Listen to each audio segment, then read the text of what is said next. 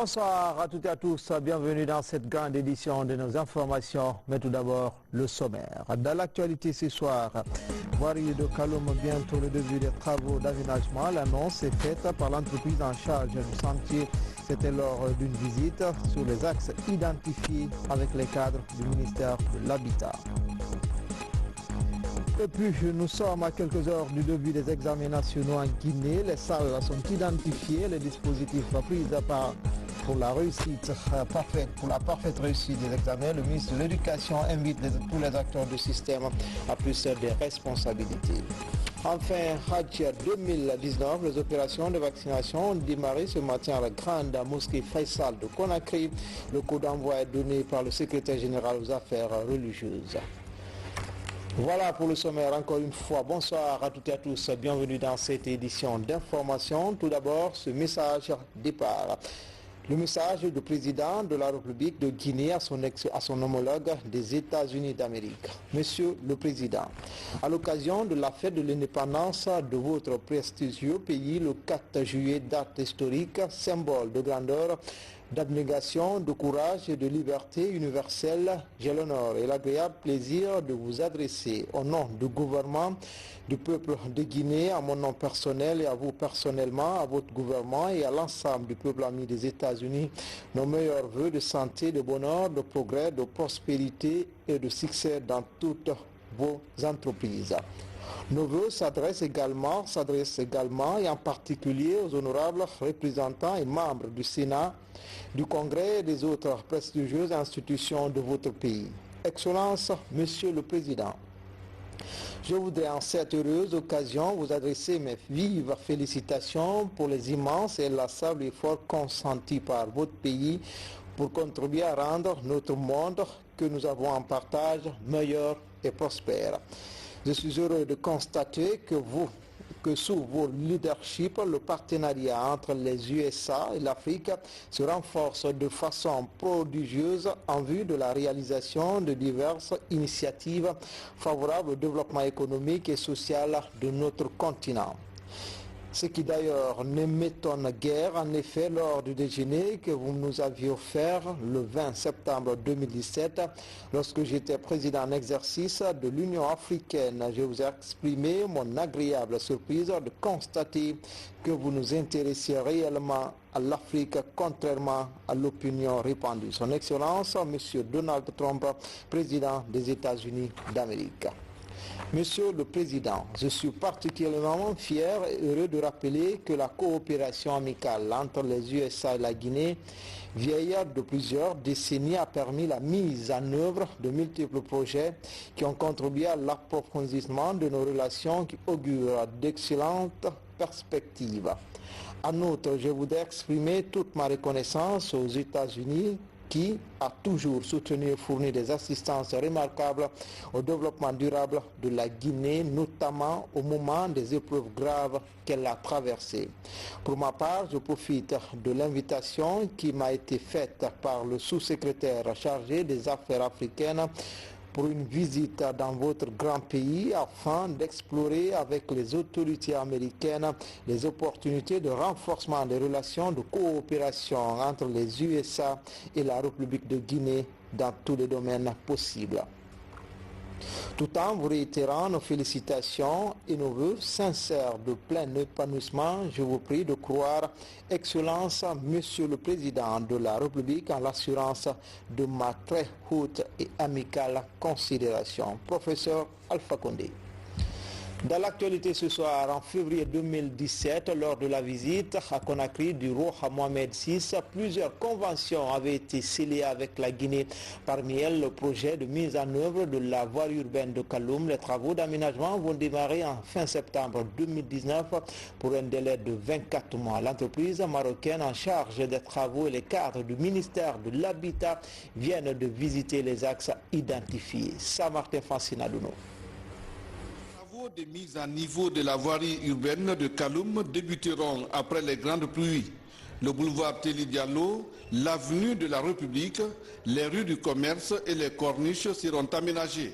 Après l'étape de levée topographique sur les chaussées et trottoirs, un appel d'offres avait été lancé pour recruter l'entreprise chargée d'exécuter ce projet. L'entreprise marocaine Stapor, spécialisée en voirie et réseaux divers, a été retenue. La consistance des travaux, ça va être le VRD dans son ensemble. Il y a la chaussée qui va être traitée, le trottoir, l'éclairage public et aussi tout ce qui est verdure, les arbres, des espaces qui vont être aménagés pour les stationnements qui vont être régulés. Même les commerces ambulants là seront aussi régulés. Ce projet est le fruit de la coopération guinéo-marocaine. Il a été conclu pendant la dernière visite de Sa Majesté, Roi Mohamed VI à Conakry en février 2017. C'est un accord important qui rentre également dans la ville, dans le projet de ville de Kaloum 2040. La société qui vient de gagner l'appel d'offres est là, elle est présente. Ils sont venus ici pour commencer déjà les travaux, les opérations et bien sûr on va essayer de respecter les délais pour qu'on fasse ce qu'on a toujours fait ici en Guinée, c'est un travail propre, rapide et surtout qui reflète l'excellence des relations entre nos deux pays. Les actions que nous devons mener doivent refléter les liens qui unissent le président de la République et Sa Majesté. C'est des liens très forts. Je suis très heureux ici de dire aux différentes populations guinéennes, en tout cas celles qui sont à Kaloum, que Conakry va bientôt changer. Elle va complètement changer à ce niveau parce que ces différentes voies qui ont été choisies par le gouvernement guinéen et le gouvernement marocain pour être complètement traitées vont commencer très bientôt. On le disait tout à l'heure, le technicien l'expliquait tout à l'heure que ce mois qui est un mois pluvieux, cette période pluvieuse va être utilisée pour les travaux techniques et les travaux de sensibilisation au niveau des différentes populations. Et dès le mois de septembre, sur le terrain, les travaux vont complètement commencer. Je crois que c'est d'abord extrêmement important. Les travaux seront lancés en fin septembre et vont durer 24 mois pour une enveloppe de 10 millions de dollars. Déjà, les études techniques et l'opération géodésique effectuée par les experts marocains sont concluantes. Depuis quelques jours, certains quartiers de Dixine connaissent un délestage électrique. Patience, la réhabilitation du réseau est en cours. L'opération est effectuée par EDG à travers l'entreprise Topo Guinée pour mettre fin à la perturbation de la desserte en fourniture de courant dans cette commune. Nabi Kamara. Depuis 3 jours, la desserte en courant électrique est perturbée dans la commune de Dixine. À EDG, on indique que cela est dû à la surcharge de la ligne électrique au départ de Komandaya. Pour y remédier, elle a entrepris des travaux à travers l'entreprise Topo Guinée. Il y a plus de 3 jours, l'alimentation de la zone de Dixine est perturbée. C'est-à-dire Dixine Bora, Dixine Centre, Dixine École. Donc la charge était devenue excessive. Il faut décharger, il faut transférer une partie de la charge de Dixine sur le départ Grande Mosquée, au moins pour satisfaire la clientèle. Nous avons donné ce tronçon à Topo Guinée pour que vraiment, en moins d'une semaine, pour que le travail puisse être fait le plus rapidement possible. Ces travaux engagés par EDG pour décongestionner la ligne de transport électrique à Dixine entre dans le cadre de la mise en œuvre du projet de réhabilitation du réseau électrique de la ville de Conakry. Sa réussite dépendra de la collaboration de tous les citoyens. Il s'agit de l'amélioration de la qualité du service de EDG pour le plus grand bien de sa clientèle. Des véhicules 4x4 pour la supervision des travaux de construction des infrastructures en cours dans les différentes communes rurales et urbaines du pays. À travers ce geste, l'UNICEF apporte son appui aux communes de convergence, un geste pour renforcer les capacités opérationnelles des directeurs de cabinet des 7 régions administratives du pays. Mohamed Lamine Kamara. La synergie d'action UNICEF et gouvernement guinéen se développe au profit des collectivités locales. Dans le cadre du renforcement des capacités opérationnelles des communes de convergence, ces 10 véhicules 4x4 sont présentés au ministre de l'administration du territoire. 7 véhicules sont destinés aux directeurs de cabinet de 7 régions administratives du pays. 2 reviennent au département des tutelles et 1 au ministère du plan pour la mise en œuvre du programme d'appui aux communes de convergence. Le coût estimé de cette intervention de l'UNICEF s'élève à plus de 300 000 $ américains. Ceci va supporter le travail qui se fait sur le terrain. La supervision est une partie très importante du travail qui est fait de manière décentralisée, et les véhicules vont améliorer la mobilité du personnel de terrain, mais aussi ces véhicules vont aussi supporter la coordination au niveau central. Au nom donc de son Excellence professeur Alpha Condé, président de la République, au nom du Premier ministre, Dr Kassori Fofana, chef du gouvernement, il me plaît aujourd'hui de dire un grand merci à l'UNICEF Guinée.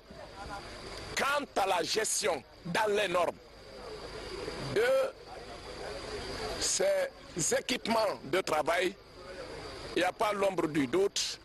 Monsieur les directeurs de cabinet sont suffisamment briefés, suffisamment informés par rapport à ce que nous attendons d'eux relativement à l'usage de ces équipements.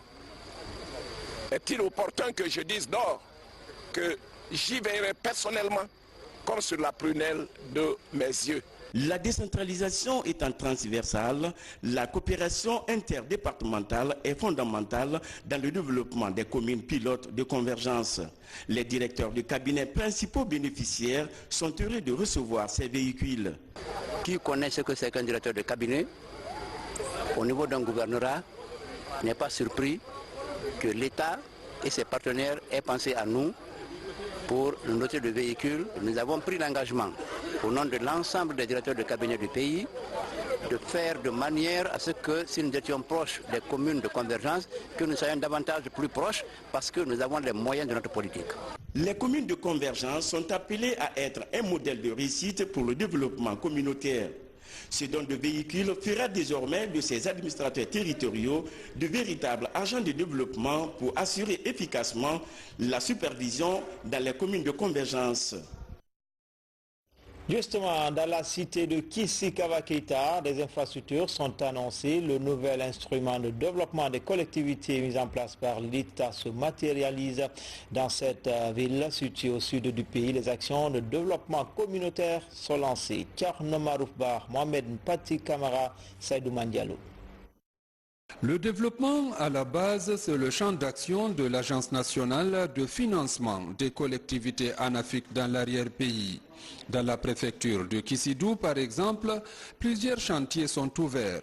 Dans les 12 collectivités que compte la préfecture, la construction des infrastructures telles que des foyers de jeunes, des centres de santé, des logements sociaux sont les priorités du moment. Le gouvernement, par l'ANAFIC, nous a donné de l'argent. 1 milliard 258 millions 404 738. C'est déjà réconfortant et on a deux réalisations comme ça. On a le centre de santé amélioré à faire, on a l'école élémentaire de choses, Massadou Tolé à faire. Maître d'ouvrage des infrastructures dans ces communes rurales, l'agence est sur le terrain pour s'assurer du démarrage effectif des travaux. Responsables de l'ANAFIC et représentants du gouvernement ont également échangé avec les entreprises pour le respect des normes de construction et du délai contractuel. Le délai, c'est à partir du DAO qu'on fixe le délai. L'ingénieur fait les études, il dit pour cette infrastructure, il faut 2 mois, 3 mois ou 4 mois. Le plus souvent, c'est 4 mois, le délai le plus long. Sinon, c'est entre 3 et 4 mois. Aux entreprises, il faudrait que j'insiste dessus. Il faudrait bien qu'elles fassent des infrastructures de qualité et non pas venir faire du tape à l'œil, des choses qu'il va falloir reprendre 1 an ou 2 ans ou 3 ans après. Ça sera du gaspillage de ressources. À partir de la mise en place de l'ANAFIC, les communautés locales ne pourront plus dire que leurs problèmes de développement reposent sur le gouvernement, car le gouvernement aurait dégagé les ressources nécessaires, 15% des recettes minières mises à leur disposition pour qu'elles-mêmes réalisent leurs propres infrastructures, celles qu'elles auraient choisies. l'ANAFIC a injecté dans la préfecture de Kissidou 17 milliards pour la réalisation des infrastructures de base. Les communes rurales auront chacune plus d'1 milliard de francs guinéens et 3 milliards pour la commune urbaine. Les examens nationaux démarrent ce jeudi en Guinée. Déjà, les salles de classe sont identifiées. Toutes les dispositions sont prises pour renforcer la crédibilité des examens. Dans une déclaration rendue publique ce mercredi, le ministre Maurice Sangaré invite les acteurs du système éducatif à plus de responsabilité. Commentaire, Mamaïsata Kamara. Après quelques propositions faites par les acteurs du système éducatif lors des ateliers régionaux, le département tient compte des recommandations les plus pertinentes pour renforcer le dispositif de crédibilisation des examens. Le ministère de l'Éducation nationale est convaincu du bon déroulement des examens. À ce jour, les préparatifs sont bouclés. Les centres d'examen sont identifiés et aménagés. Les différentes commissions constituées, les procès-verbaux établis, le matériel acheminé. Les examens nationaux se dérouleront sur toute l'étendue du territoire national du 4 au 19 juillet 2019 selon le calendrier suivant.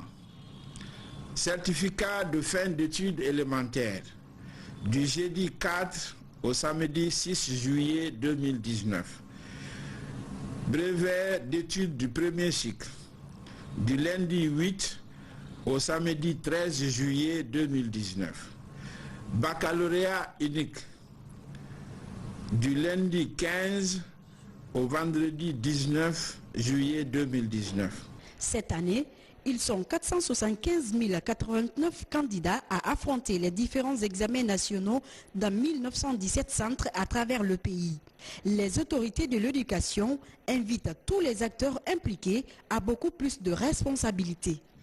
En cette veille des examens, il me paraît important de lancer un appel solennel à l'ensemble des acteurs impliqués dans la conduite et la gestion des examens nationaux, candidats, enseignants, encadreurs, parents d'élèves, partenaires sociaux, autorités à tous les niveaux, à resserrer les rangs afin de crédibiliser davantage l'ensemble du processus d'évaluation certificative.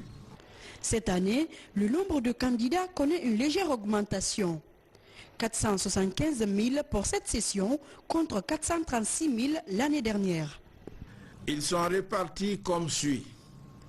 Examen de fin d'études élémentaires. 228 869 candidats, dont 98 615 filles. Brevet d'études du premier cycle. 149 543 candidats, dont 64 600 filles. Baccalauréat unique, tout profil confondu, 96 677 candidats, dont 35 895 filles. Comme les sessions précédentes, le slogan de tolérance zéro est de mise. Elle sera appliquée rigoureusement en cas de faute ou de tentative de fraude lors des différents examens nationaux. Espace santé, n'importe à l'eau d'insuline pour les enfants atteints du diabète. C'est dans le cadre du projet d'appui à la santé en Guinée. Cette action vise à améliorer la disponibilité des médicaments essentiels dans la lutte contre cette pathologie. C'est un ouf de soulagement pour les enfants vivant avec le diabète. Cet important lot d'insuline d'une valeur de plus d'1 milliard de francs guinéens est destiné aux patients diabétiques. Si autrefois il fallait tout un arsenal d'instruments médicaux, aujourd'hui de simples stylos pré-remplis d'insuline permettent aux patients de s'administrer leurs injections quotidiennes. C'est un grand pas qui a été franchi aujourd'hui pour nos compatriotes qui souffrent de diabète, parce que c'est la première fois que nous avons accès à l'insuline, notamment sous forme de stylo, pour nos personnes diabétiques vivant avec cette maladie en Guinée. C'est un très grand pas parce que ça va faciliter les soins pour ces personnes-là et notamment pour les enfants qui vont pouvoir réaliser l'injection d'insuline à l'école sans se promener avec les seringues, le flacon d'alcool, le coton.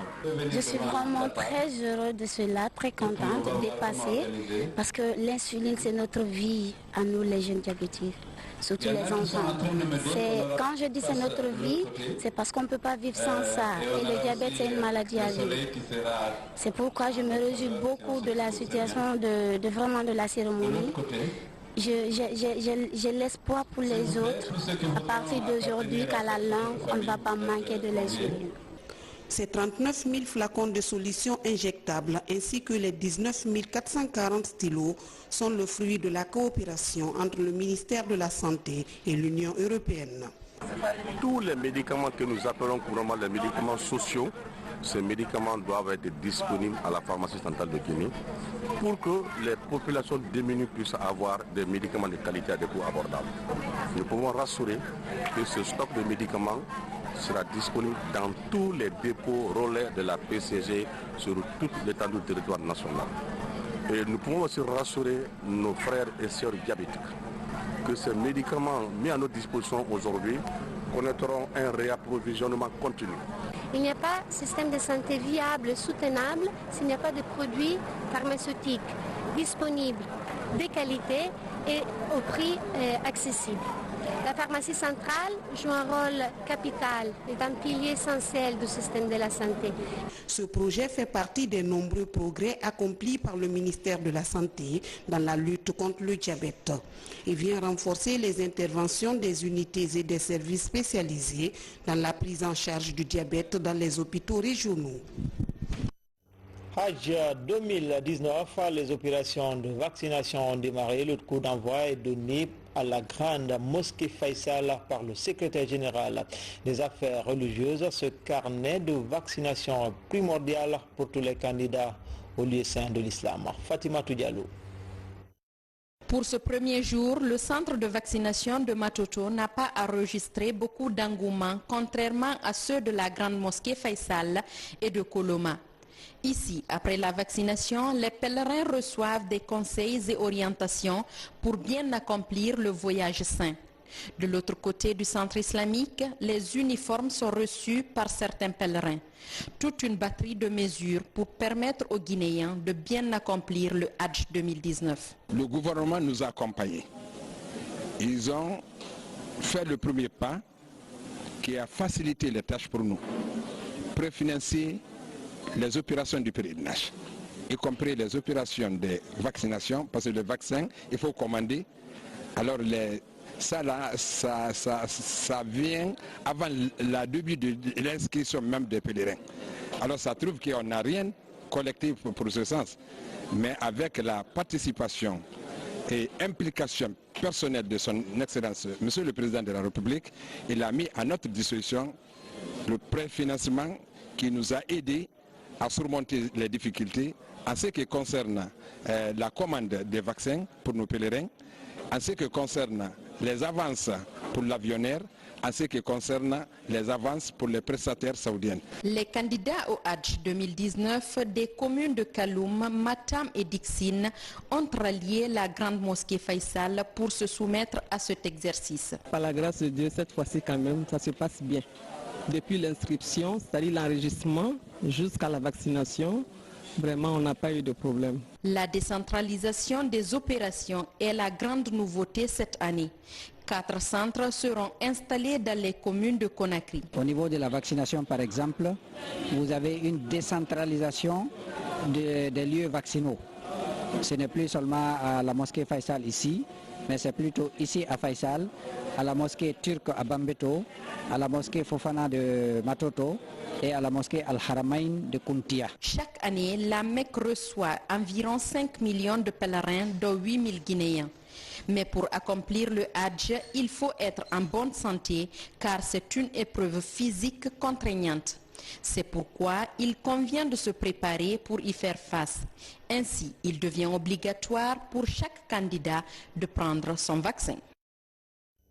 Dans l'actualité également, le chef de l'État au port autonome de Conakry, professeur Alpha Condé, est venu visiter le chantier de la direction générale, le quai commercial et la pénétrante. Cette visite s'inscrit dans le cadre de la modernisation du port autonome de Conakry à travers le contrat de gestion publique-privée. Bureau de presse de la présidence, Ibrahim Akita. C'est dans l'improviste que le président de la République, le professeur Alpha Condé, s'est rendu ce mercredi au port autonome de Conakry. Première étape, le nouveau bloc administratif de la direction générale du port autonome de Conakry. Démarré en mars 2018, les travaux de ce bâtiment R+6 sont exécutés aujourd'hui à plus de 90%. Et le chantier sera rendu, selon les responsables de la SOCID, dans 3 mois.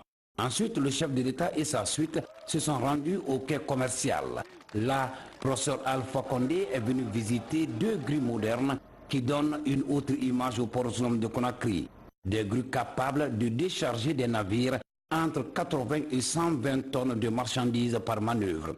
Et enfin, le chef de l'État a fait à pied les 4 km et quelques de la pénétrante du port autonome de Conakry. Une route contournante de 12 mètres de large avec 0,75 mètres d'accomptement.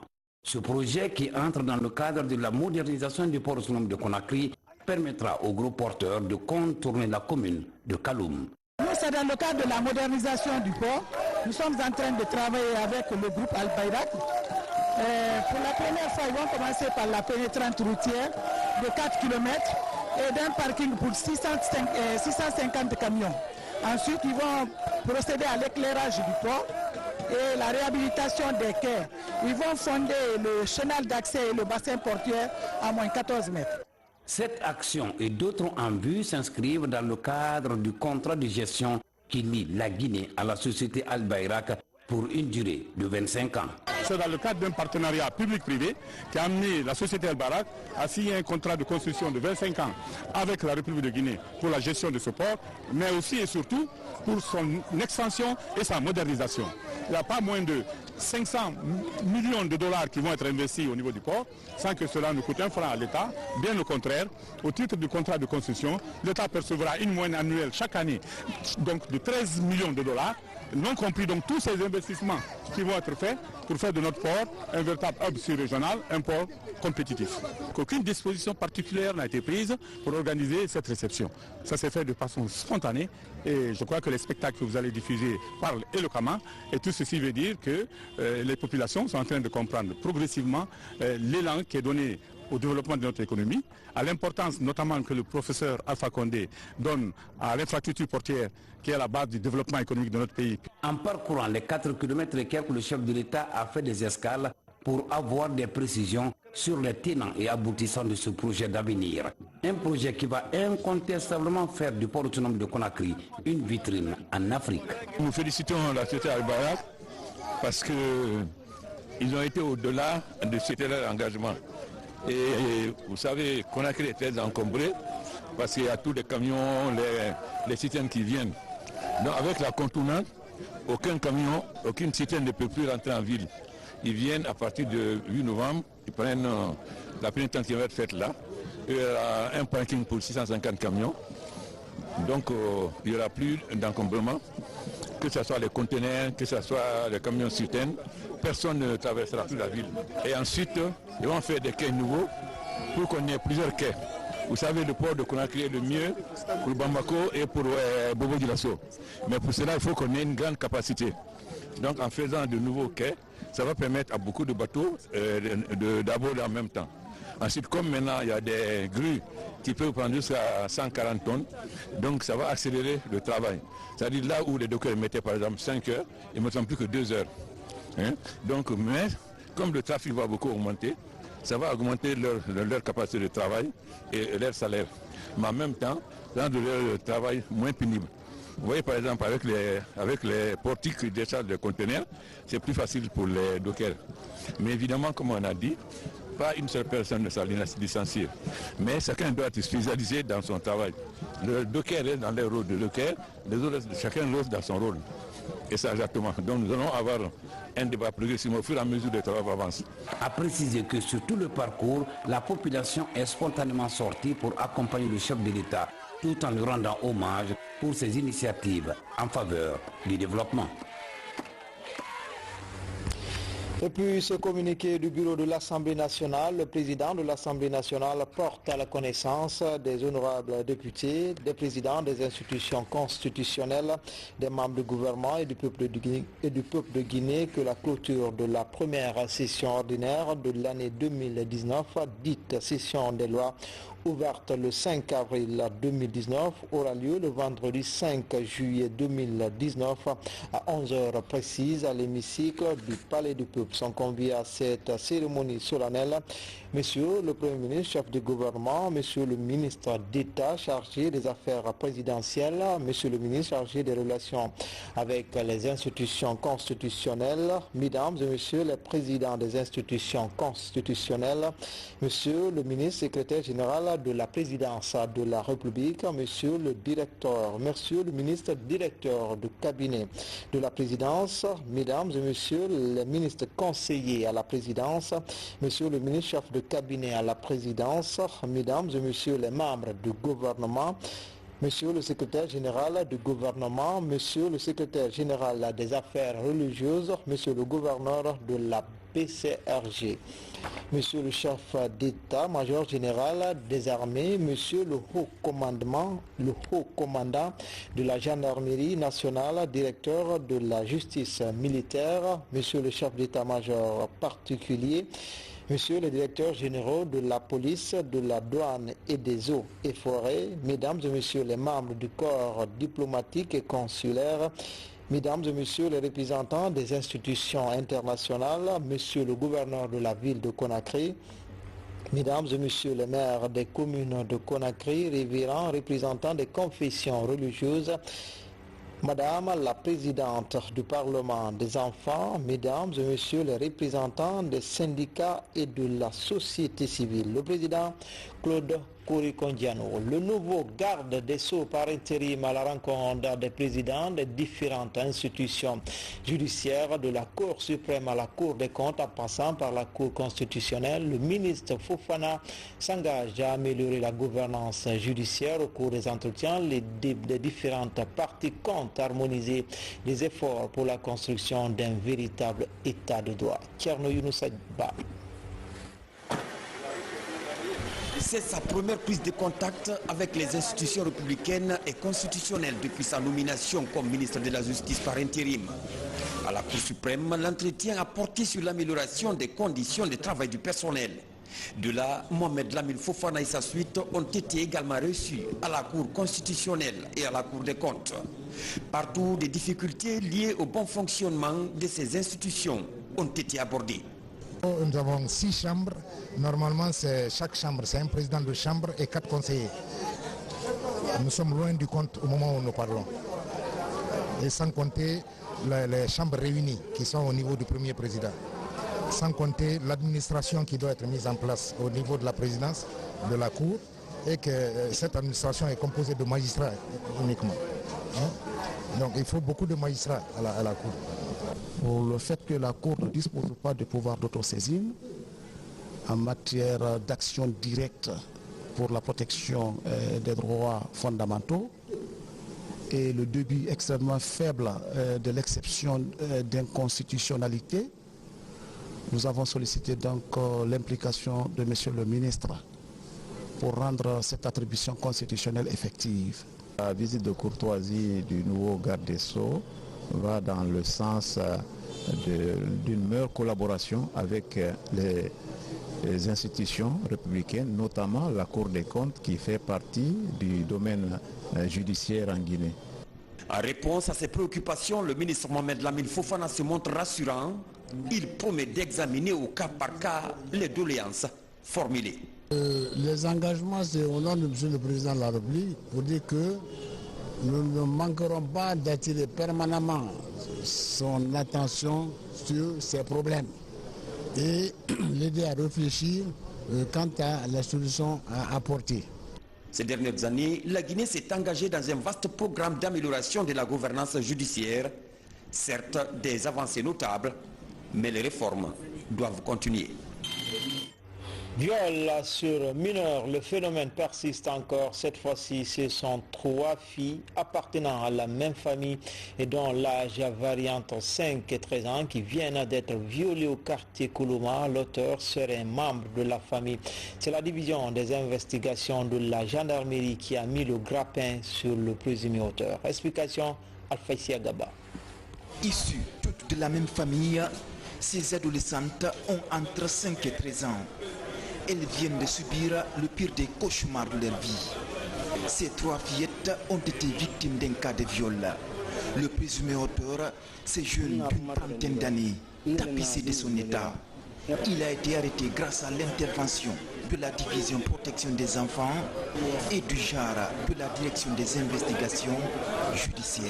Ces 3 filles, dont la première est âgée de 13 ans seulement, la seconde de 12 ans, et la dernière de 5 ans, ont toutes été victimes de viol de la part de ce monsieur. Alors, tout de suite, une équipe d'enquêteurs a été constituée par l'agent-chef Bernard, qui est le chef de la division protection des enfants et du genre. Et les enquêteurs sont parvenus, avec l'aide des parents, à interpeller le monsieur en question. L'acte s'est déroulé le 24 juin dernier au quartier Koloma, commune de Ratouma. On l'a toujours dit, c'est que le viol, la personne qui viole est toujours proche des personnes violées. Donc ce sont de ces relations que M. Kabakonde a profité pour abuser sexuellement de ses enfants. On va profiter de vos micros pour interpeller une fois de plus les parents. C'est pour dire que dans toutes les enquêtes qu'on mène concernant le viol, c'est que ça a prouvé que la personne qui viole, soit c'est un petit cousin, c'est un neveu, c'est une personne proche de la famille. Et pourtant, ce n'est pas moi, on m'a accusé.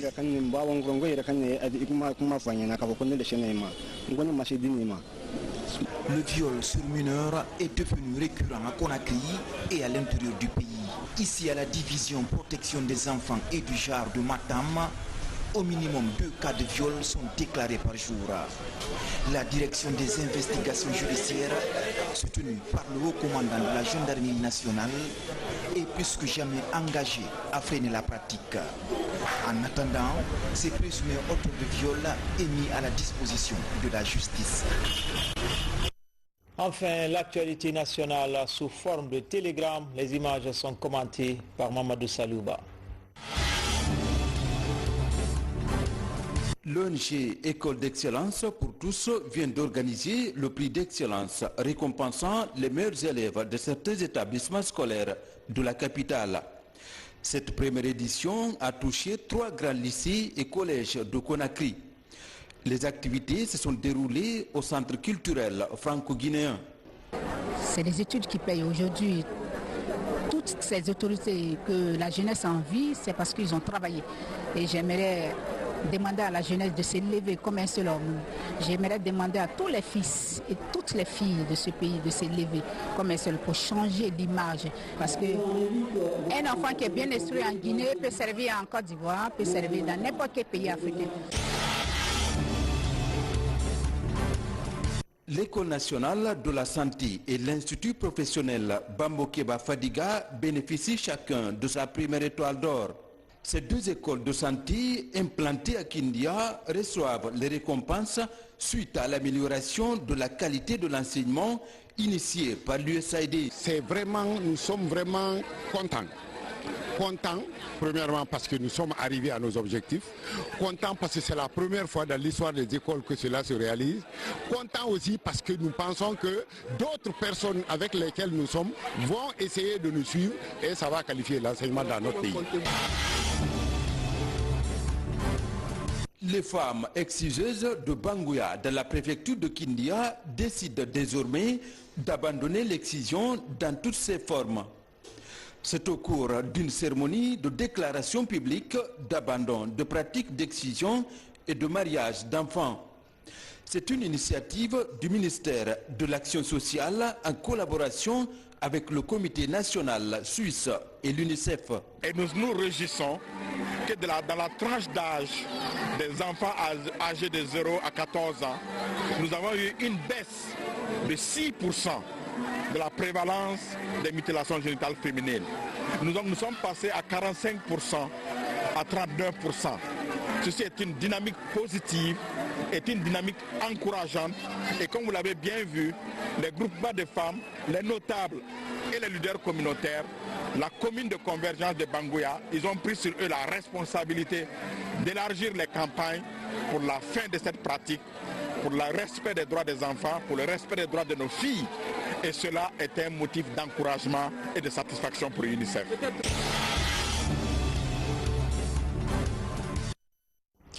C'était tout pour cette édition d'information. Tout le plaisir a été pour moi de vous servir. À demain, Inch'Allah.